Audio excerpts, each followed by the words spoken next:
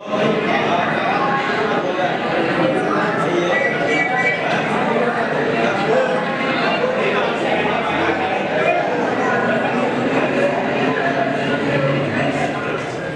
भैया धन मंजिला धन पूछ और हम पहुंच गए मुंबई नगरिया। रे भैया वहां चारों तरफ बस पटान पटान भीड़, जहां देखो वहां नरमुंड ही नरमुंड। हमें तो भैया कुछ भी समझ में नहीं आया, कहाँ पूछे किससे पूछे। हमारे चाचा गणपत भाई पटेल का पता बापू ने आते टाइम कहा तो था, अरे मुंबई में किसी से भी पूछ लेना, बहुत फेमस आसामी है। भैया हो भी क्यों ना, ये पैसा है ही ऐसी चीज जिसके पास होता है अपने आप मशहूर हो जाता है। अब कौन से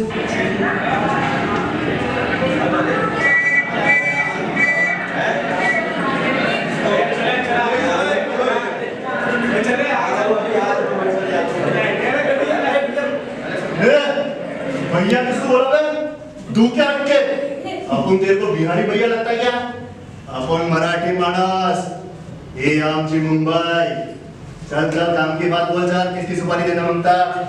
अरे नहीं नहीं भैया, आप हमें गलत समझ रहे हो, हम कोई सुपारी वाले नहीं हैं। हमें तो बस भैया पता पूछना था।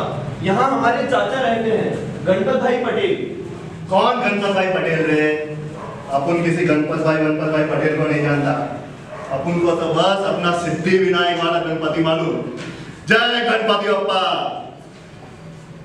अच्छा अच्छा, वो गणपत भाई, अरे उसको अपन जानता रे। वो तुम्हारा चाचा क्या? तुम्हारा चाचा? अपन का भी चाचा। अरे इस लिहाज से तो तुम अपन का भाई हुआ। आओ आओ यार, गले लगो यार। अरे अरे अरे जबरदस्त। अरे लाओ यार, तुम थके होगा, लाओ लाओ। नहीं नहीं हम नहीं थके भैया, आप तो हमें बस हमारे चाचा जी तक पहुंचा दीजिए। हाँ ठीक है, पर अभी थोड़ा टाइम रुकना मांगता। अभी 7:40 की लोकल से एक सवारी आ रही है जिसकी सुपारी अपने पास है। अच्छा फिर चलता है। अच्छा, तो आप पनवाड़ी हैं? क्यों, तेरे को ऐसा क्यों लगा? नहीं, वो आप बार बार सुपारी की बात कर रहे हैं ना, तो इसलिए। चाला, अरे इसको सुपारी का मतलब नहीं मालूम है।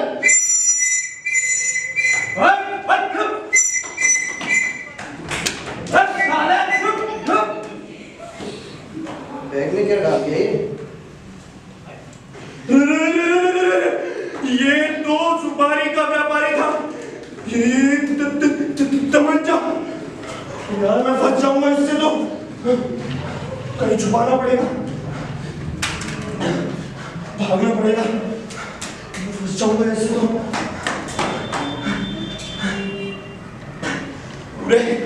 पूरे 6 दिन हो गए मुंबई में भटकते भटकते, लेकिन चाचा का ना तो अता मिला और ना ही कोई पता। अब तो जेब का रुपया भी धीरे धीरे खत्म हो रहा है और भूख भी लगी है। चना जोर गरम बाबू में लाया मजेदार, चना जोर गरम हो, चना जोर गरम बाबू में लाया मजेदार, चना जोर गरम। लीजिए लीजिए बाबूजी, चने लीजिए, बच्चा चने लीजिए लीजिए, अरे लीजिए चने लीजिए, अरे बाबूजी चने लीजिए, चने चने चने, दुआने के चने, चालाने के चने, चने अरे कौन चने मेरे भैया? हाँ बाबू, भैया जरा दुआने के चने देना। लीजिए नींबू लगा देना उसमें। हाँ बाबू लो, नींबू लो, काला नमक लो। अरे कैसे कर्म करो, कैसे खाओ, कैसे गोविंदा के गुण गाओ।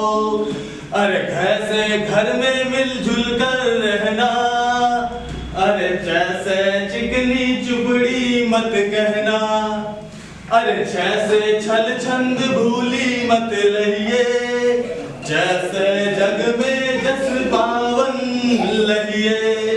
अरे जैसे झगड़ा मत कीजिए भाई, अरे तैसे टट पूजा छोड़ कमाई। अरे वाह भैया, आप तो बड़ा अच्छा गाते हो। अरे लो बाबू और लो। अरे नहीं नहीं भैया, हमारे पास पैसे नहीं हैं। अरे पैसा कौन मांगता है ससुर, लो तुम तो खाओ। लगता है इस शहर में नए नए आए हो और भूखे भी नजर आ रहे हो। हाँ भैया, नौकरी की तलाश में आए थे। यहाँ हमारे चाचा रहते हैं, गणपत भाई पटेल। गणपत भाई पटेल मटका किंग? क्या वो मटका बेचते हैं? तुम मुझे उनसे मिला सकते हो? पता नहीं वो तुम्हारे चाचा हैं या नहीं, लेकिन मैं जिस गणपत भाई पटेल की बात कर रहा हूँ वो इस शहर का बहुत बड़ा सट्टेबाज था। महज 4-5 साल पहले वो सामने 7 मंजिला इमारत का मालिक था। अच्छा, तूने जानते हो? मुझे मिला दो ना उनसे। अरे क्यों नहीं, क्यों नहीं। अरे वो तेरे को सामने बैठा जूतियां काट रहा है। हो ही नहीं सकता। अरे मेरा चाचा तो बहुत पैसे वाला है। अब देखो भैया, वो तुम्हारा चाचा है या नहीं, लेकिन ये आदमी पहले बहुत पैसे वाला था। अरे जाओ जाके मिल लो, हो सकता है यही तुम्हारा चाचा हो। और चना जोर गरम, हो चना जोर गरम, हो चना जोर गरम, बाबू मैं लाया मजेदार चना जोर गरम। चले लीजिए, चले चले चले चले चले। तो फिर मैं उस आदमी के पास गया और मैं ये देखकर एकदम दंग रह गया कि उस आदमी की शक्ल हूबहू मेरे पिताजी से मिल रही थी। मेरा चाचा एक 7 मंजिला इमारत के सामने पेड़ के नीचे बैठकर जूतों की पॉलिश कर रहा था। एक बार तो मन हुआ कि लपक कर इनके पांव पकड़ लूं, लेकिन ये आदमी तो जूते काट रहा था। तो फिलहाल के लिए मैंने इससे एक अजनबी की तरह मिलना मुनासिब समझा और फिर मैं उस आदमी के पास गया। ये समझो, अरे समझाओ, थोड़े में मौज मनाओ, दाल रोटी खाओ, प्रभु के गुण गाओ। रे भैया बोलो बाबू, पॉलिश करूं या मरम्मत भी करवाओगे? इस जूते का तला तो बिल्कुल फटा हुआ लग रहा है। मेरी मानो तो मरम्मत भी करवा दो। बड़े लोग कह गए बाबू कि आदमी की पहचान उसके जूतों से होती है। ठीक है, फिर दोनों कर दो। अच्छा, अरे मैंने सुना है कि आप वो 7 मंजिला इमारत के मालिक थे। क्या हुआ? बाबू जूता गढ़ना एक पेशा है और चेहरा पढ़ना एक आदत। लगता है शहर में नए नए आए हो बाबू। नौकरी की तलाश में आया था और वो मिली नहीं। हाँ, लेकिन तुम्हें कैसे पता? बाबू शहर में शराफत और ईमानदारी इसी तरह जूते घिसती रहती है अपनी पहचान के लिए, समझे? मगर तुमने मेरे पहले सवाल का जवाब नहीं दिया। बैठ जाओ बाबू और ध्यान से सुनो। मैं आमतौर पर अपनी ये कहानी किसी को सुनाता नहीं, लेकिन तुम हकदार हो सुनने के। मैं अपने बचपन से लेकर 42 वर्ष तक की दास्तान तुमको नहीं सुनाऊंगा, क्योंकि बीज से पेड़ बनने तक का अरसा एक बहुत लंबा अरसा होता है और इस अरसे में दरख्त बहुत से गुनाह करता है, बहुत से गुनाह उस पर लाद दिए जाते हैं। लोग उसकी टहनियों से लटक कर खुदकुशी करते हैं। डाकू उसके तने से टेप लगाकर लूट का माल संभालते हैं। दरख्त चिड़ियों को घोंसला बनाने की इजाजत देता है बाबू, ताकि सांप उनके अंडे चुरा सके। जमीन से लेकर आसमान तक का सफर तय करते करते हरी कोपल की खाल किस कदर मोटी और खुरदरी हो जाती है, ये भी एक अलग ही ट्रेजेडी है बाबू। और इसे सुनाने के लिए ना मेरे पास इतनी फुर्सत है, ना तुम्हारे पास इतना वक्त। मैं तुम्हें अपनी जिंदगी की आखिरी घटना सुनाऊंगा।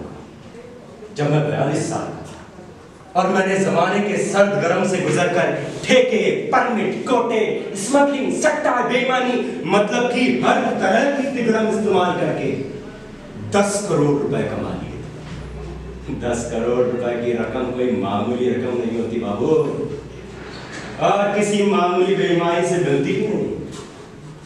इसके लिए ईमानदारी की भी जरूरत होती है, एक ऐसी ईमानदारी जिसे बेईमानी की तरह इस्तेमाल किया जा सके, और बहुत सा सच भी चाहिए जिसे झूठ की तरह खर्च किया जा सके।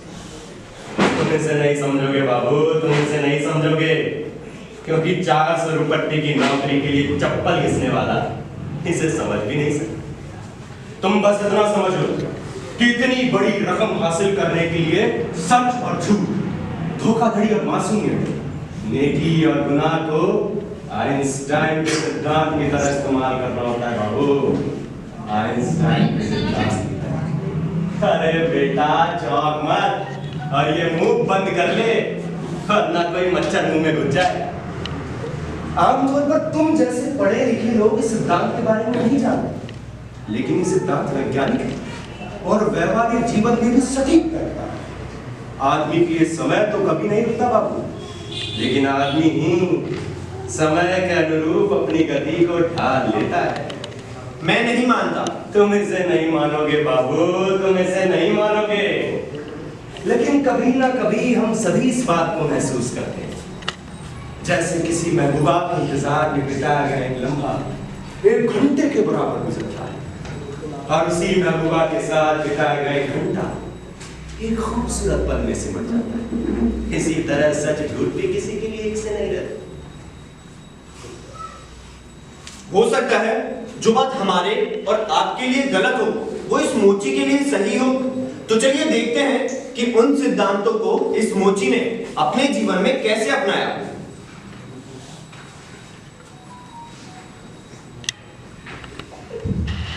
गणपत भाई है, गणपत भाई। अरे त्रिपाठी जी आप कैसे हैं त्रिपाठी जी, कैसे हैं? अरे मंत्री जी दिल्ली से कब पधारे? अजी बस सीधा एयरपोर्ट से चला रहा हूँ। ओहो त्रिपाठी जी, शतरंज खेला जा रहा है और वो भी अकेले अकेले। अरे नहीं, वो गणपत भाई है ना बाथरूम में गए। अरे भाई त्रिपाठी जी, बाथरूम में तो इस देश के नेता हम सही रहते हैं।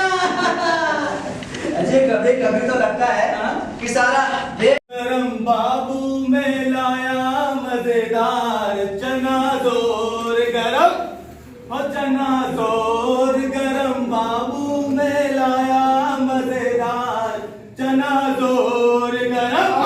और मेरा चना बना है आला, इसको खाएगा दिल वाला। चना जोर गरम, चने चने चने बाबू चने, 2 गाने के चने, 3 गाने के चने बाबू चने चने। पिंक बटन के रेडियो, अबे क्या सुबह से शाम तक बजता रहता है एफएम की तरह? अबे ये 2-5 रुपए कमा कर क्या कर लेगा? अबे लाइन में लग जा, 10,000 रुपए मिलेंगे, 10,000। अरे साहब, हम गरीबों का तो नसीब ही फूटा है। अरे यहाँ भी बीए की डिग्री मांग ली। अरे इस देश में तो गरीबों को जीने का कोई अधिकार ही नहीं है और यूं भी वक्त हमको रोज जूते मारता रहता है साहब। चल चल भाई एक प्लेट दे रहा हूँ। और चना जोर गरम बाबू में आया मजेदार चना जोर गरम। और चने लिए बाबू, चने चने चने। अरे श्याम, तू यहाँ क्या कर रहा है? तू 10वीं में है? अबे धीरे बोल यार, धीरे बोल, मर पाएगा क्या? अरे पर यहाँ तो बीए की डिग्री मांगी है। किसी को बोलना मत, मैंने बीए की डिग्री खरीद ली है। क्या कह रहा है? कितने में खरीदी? 4,000। 4,000 में?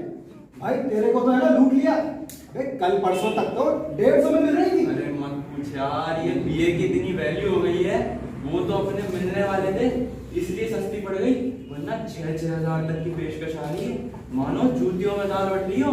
भाई फिर तो तुझे सिर्फ 6,000 रुपए ही मिल पाएंगे। चल कुछ नहीं से कुछ अच्छा, भागते चोर की लंगोटी सही। हाँ चल आजा, चलते आजा। अरे अबे गणेश, तू यहाँ, ये तो सुबह जूती अरे भाई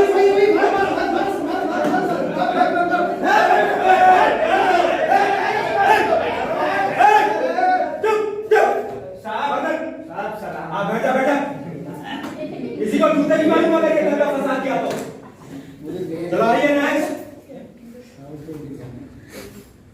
ए भाई, ये मुंह पर से चादर हटाओ वरना जूते नहीं मारूंगा। अरे हटाओ। अरे त्रिपाठी तुम? मैं मुझे सबक मिल चुका है गणपत भाई। अरे बाहर सैकड़ों लोगों की नाई लगी हुई है और शाम तक तो तुम बर्बाद हो जाओगे मेरे यार। बंद कर दो बंद हो सकता है यार। अरे सेठ माता प्रसाद तुम भी आए? अरे म्युनिसिपल कारपोरेशन का 10,000 जूता खा 5,000 एक और कॉन्ट्रैक्ट मिले हैं मैं क्यों चल लो अपने महिला के घरे रे 50 जूता खाए 10,000 ले लेना तारी सोगर के बनवाया 5 मिनटों में सौदा पूरा कर दिया। लेकिन मेरे बैंक में जो 5 करोड़ थे वो खत्म हो चुके हैं भाई। काय बात को नहीं भाया काय बात को नहीं अरे आप बिल्डिंग के बेच दे तारी सोगर इतना मैं खरीद ले छू लेकिन मैं जूते मारते मारते थक गया हूँ यार। बैठ गणपत भाया जूता तो ना मारना पड़ी क्यों भाई जूते खाने आए हैं जूते खा के जाएंगे, जूते खाने आए हैं जूते खा के जाएंगे। जूता जिंदाबाद, जूता जिंदाबाद, जूता जिंदाबाद, जूता नमस्कार मजिस्ट्रेट साहब नमस्कार। बैठ जा। अरे गणपत भाई, ये क्या तमाशा लगा रखा है? तुम्हारी पेशकश 2 दिन के लिए थी। तुम उससे पहले लोगों को जूता खाने से नहीं रोक सकते। अरे ये उनका मौलिक अधिकार है। अगर तुमने लोगों को जूते नहीं मारे तो शहर में लॉ एंड ऑर्डर की प्रॉब्लम हो जाएगी। अरे शहर में बलवा हो जाएगा, बलवा। इसलिए तुम्हें जूते तो मारने ही पड़ेंगे। और जूते खा के सम्मानित होने वाले लोगों, जूता खाने आए हो, जूता खा के ही जाना।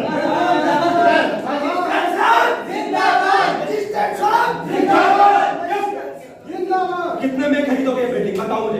1.5 करोड़ पाया 1.5 करोड़? ये बिल्डिंग तो 2 करोड़ की है और तुम्ही ने बताई और बेची है मुझे। तारी सोगन गणपत भाया ये मुझे तो बकर की बात है रखा रे मंत्री जब मैं तुम्हें 1.5 करोड़ तो दे रही हूँ। चलो ठीक है, आओ जूते खाओ। रपाया खा तुझे रपाया मजा आ गया गंदा ये। अब मैंने धीरे धीरे जूता मारना शुरू किया और धीरे धीरे मेरी बिल्डिंग नीलाम हो गई। बैंक के हिस्से बेचने पड़ गए। शहर की हालत ऐसी लुटी पुटी हो चुकी थी जैसे उस पर अभी अभी सांप्रदायिक दंगा हुआ। मैं जूता मारने का कार्यक्रम समाप्त हो गया और मैं अपनी बिल्डिंग के बाहर पहुंचा। बिल्डिंग के बाहर पहुंचा तो देखा एक पेड़ के नीचे बैठा बैठा घसीटा मोची जूतियां काट रहा था। मैंने घसीटे से पूछा, अरे क्यों रे घसीटू, तू भी तो बीए पास है, तू क्यों नहीं आया जूते खाने? घसीटे ने बड़ी मासूमियत और सादगी से जवाब दिया, साहब मैं जूते बनाता हूँ, जूते खाता नहीं। बस उसी दिन से मुझे सत्य का ज्ञान हुआ और मुझे जो ज्ञान मिला मैं उसके बल पर यह कह सकता हूं कि अगर आदमी में आत्मसम्मान है तो कोई भी कार्य छोटा नहीं है। मैं इस जूते को सलाम करता हूं। जूता इस युग का स्वामी है और जूता ही इस युग को चला रहा है। चा गई चिंता गई मनवा बेपरवाह, चा गई चिंता गई मनवा बेपरवाह, जिसको कछु न चाहिए वो शाह, वो शाह।